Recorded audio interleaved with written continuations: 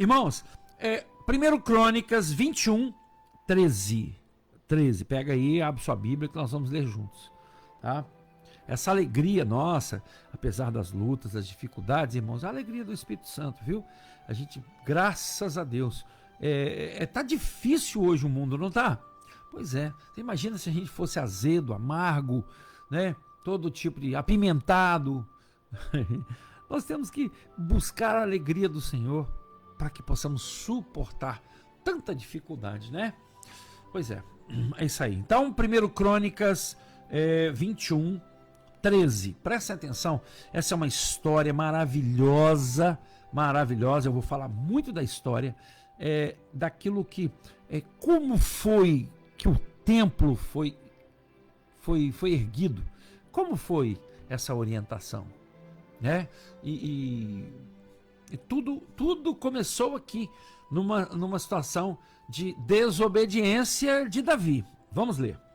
Então Davi respondeu: é terrível a minha aflição, contudo, prefiro cair nas mãos de Yahvé, o Senhor, porquanto é grande a sua misericórdia, a ser vingado pelos homens. No 15. Depois Deus enviou o anjo a Jerusalém com o objetivo de exterminá-la. Mas no momento exato em que o anjo ia destruí-la, o Senhor olhou com compaixão para aquele povo e disse: já é o bastante. Retira, pois, a tua mão.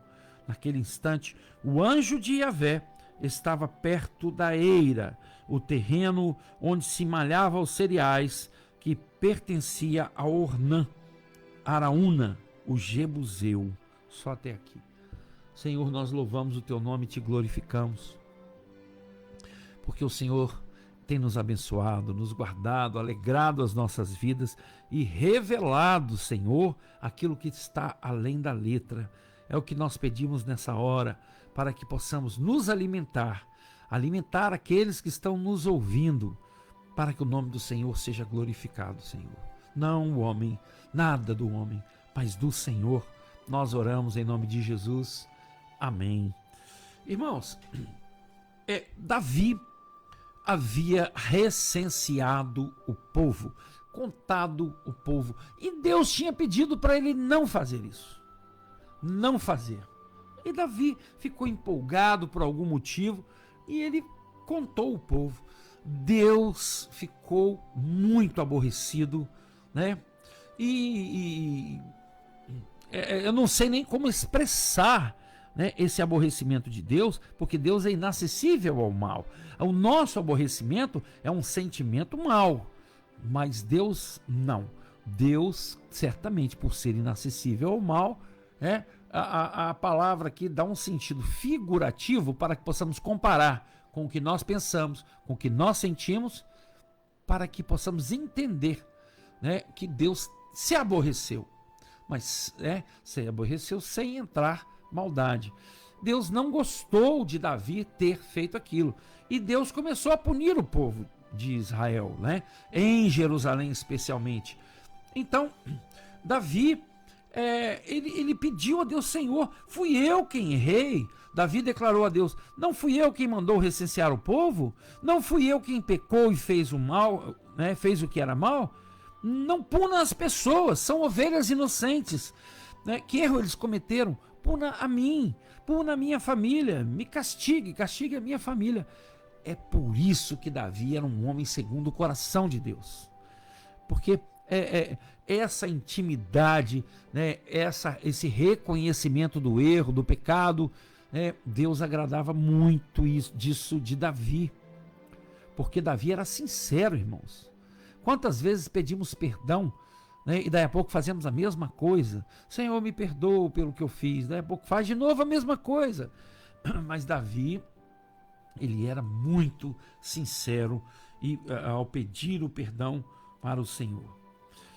Então o Senhor aqui, ele enviou um anjo.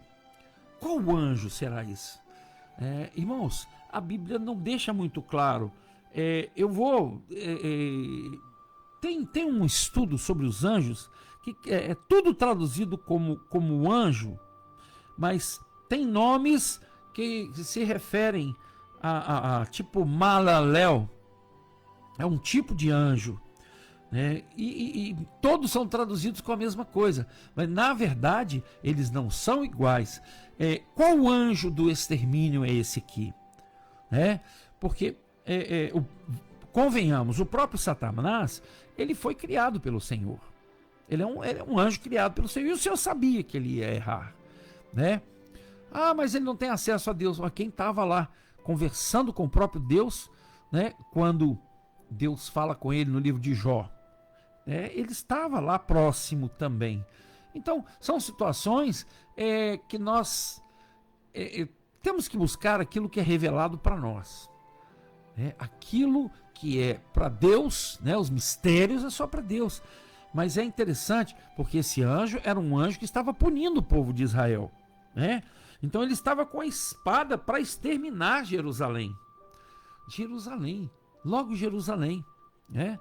Aí ele para exatamente, a mando de Deus, já é o bastante, pois retira a tua mão.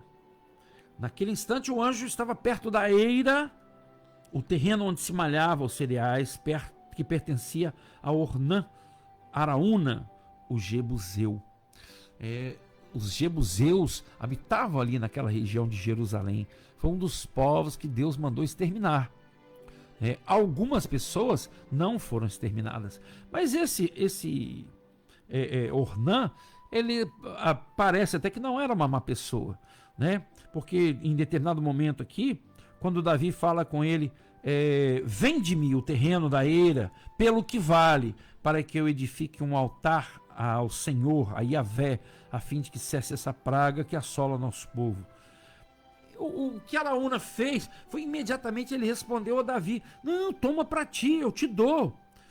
Faça o que o rei, meu senhor, quiser.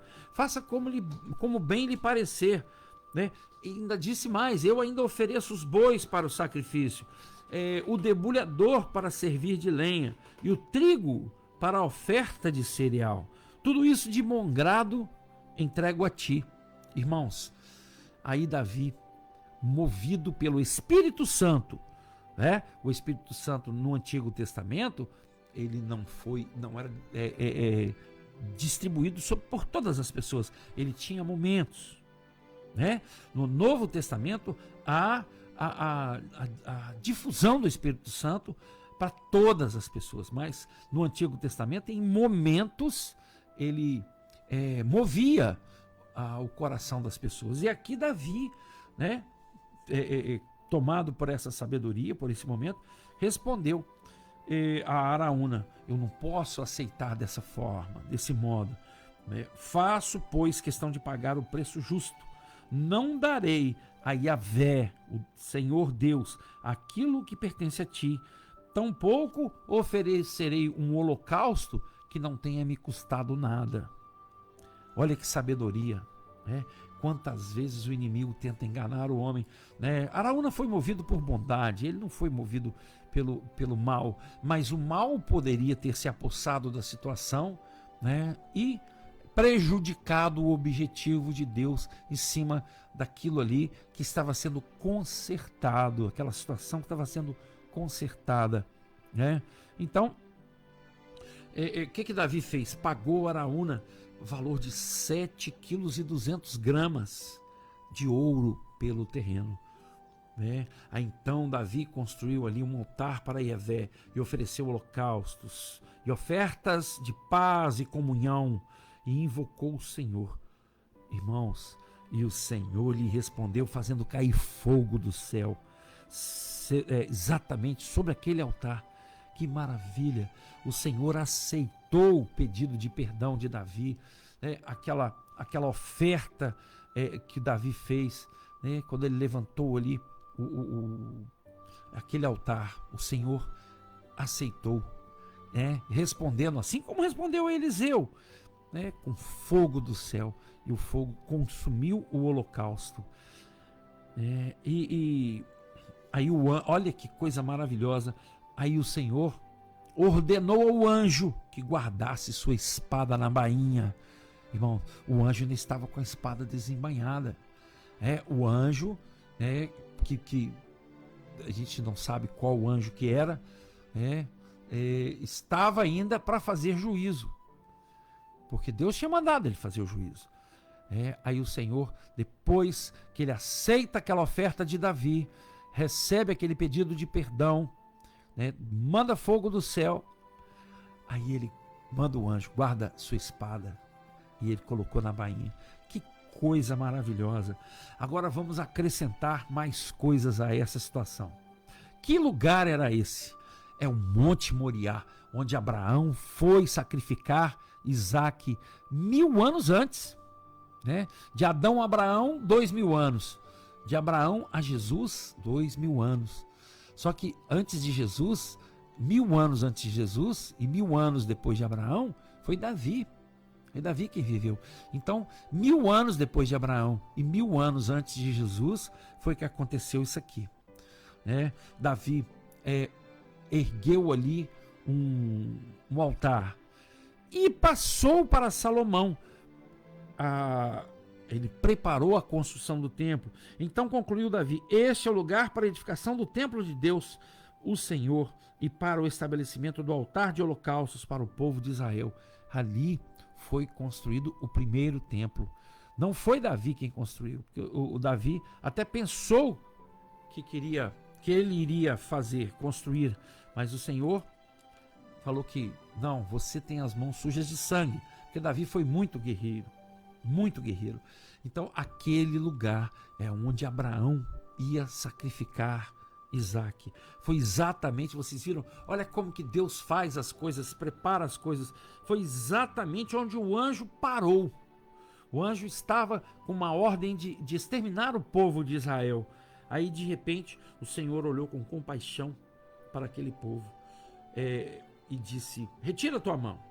Naquele instante o anjo de Yahvé estava perto da eira, o terreno onde se malhavam os cereais, que pertencia a Ornã, exatamente o Monte Moriá, onde Abraão tinha sacrificado, iria sacrificar Isaque. E ali, aquele lugar que tem também nos escritos judaicos outras atribuições a esse mesmo lugar, coisas que não estão na Bíblia, mas eu já li algumas coisas sobre aquele lugar também.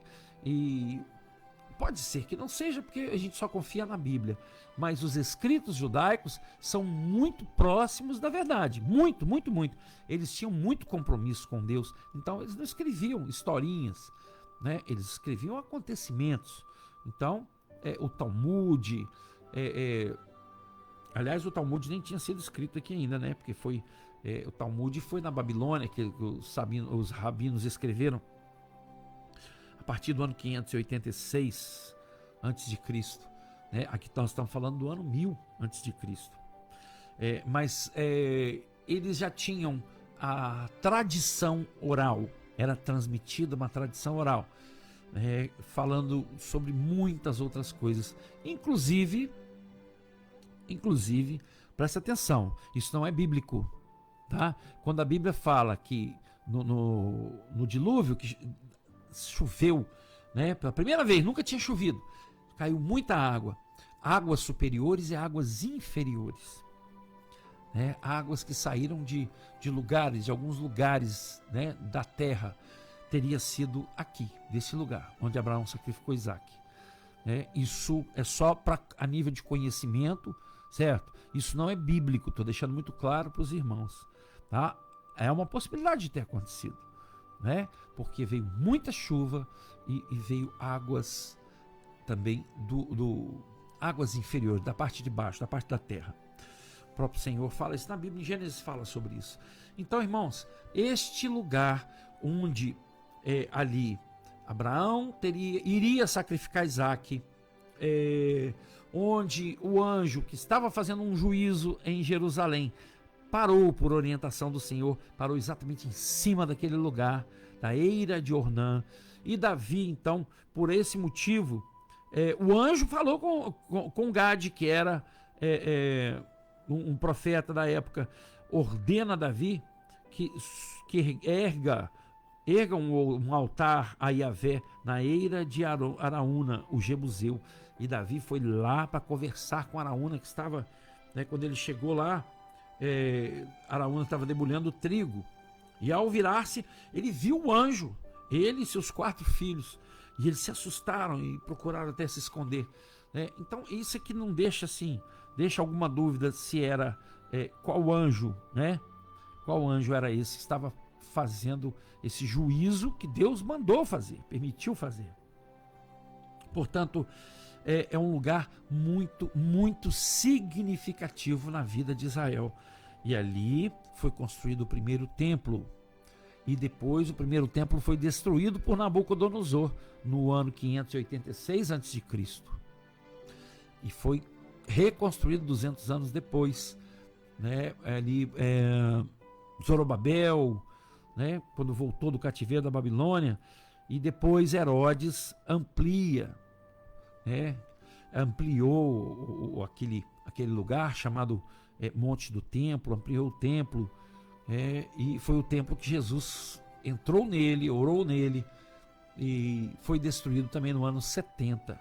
E hoje existe aquela aberração lá com a cúpula dourada, que aquilo não é uma mesquita, viu, irmãos? Do lado dela tem uma mesquita chamada Al-Aqsa, tá? Mas aquela cúpula dourada ali não é uma mesquita, é um lugar de visitação, é onde está o Monte Moriá, né? Por misericórdia de Deus, quando nós fomos lá na excursão, né? Eu ainda era católico quando fui, pretendo voltar, se Deus quiser, numa excursão evangélica, mas nós fomos lá dentro, nós vimos a pedra onde Abraão ia sacrificar Isaac, exatamente essa pedra onde Araúna, né, o Jebuseu, Ornã, estava ali malhando o seu trigo, né, onde o anjo parou. Um lugar maravilhoso, significativo demais, né? E aí depois esse segundo templo foi destruído e foi construído aquele monumento lá com a cúpula dourada, né? E a palavra de Deus lá em Tessalonicenses diz que quando vires a abominação da desolação assentada no lugar que seria de Deus, deixa a entender que a reconstrução do templo seria a construção do terceiro templo. Vai acontecer, porque se o inimigo vai se assentar no trono ali, né, tem que ser reconstruído. E Israel já tem todas as pedras cortadas. Israel já tem um menorá. Menorá é aquele candelabro de 7 braços, com 40 e tantos quilos de ouro puro, já montado, tudo montado, todos os utensílios do templo, inclusive os sacerdotes já preparados. E agora, nesse mês, eles escolheram o sumo sacerdote provisório. As novilhas vermelhas para o sacrifício, para a purificação, já apareceram depois de 2000 anos. Então, irmãos, tudo nos leva a crer, né, que Jesus está voltando. Tudo, todos os sinais. Se você não está atento aos sinais, cuidado, vai ser pego de surpresa, abraçado com esse mundo. Muito cuidado, tá? Se abrace com Jesus, porque esse tem uma vida eterna para você, com graça, com alegria, com amor, com paz, sem lágrimas nos olhos, sem choro, sem ranger de dentes, tá? Você vai escolher onde você vai passar a sua eternidade. Louvado seja o nome do Senhor. Amém? Qualquer dúvida, né? Se tiver alguma dúvida sobre a palavra, pode me procurar, que nós vamos estudar juntos, ok?